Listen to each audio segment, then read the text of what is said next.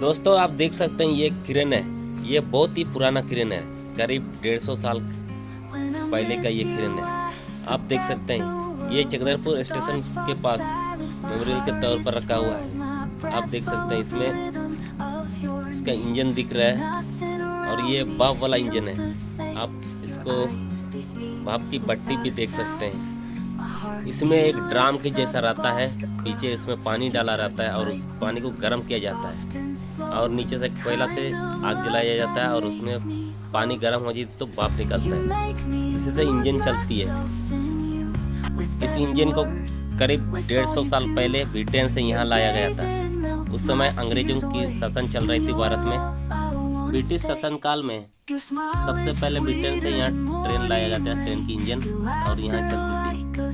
आप देख सकते हैं ये कोयले से चलने वाली इंजन भाप इंजन है।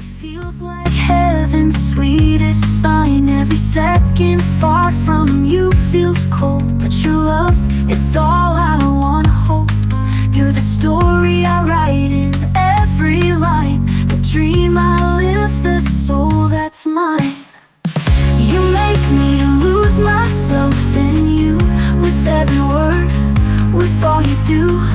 Your gaze, it melts my fears away.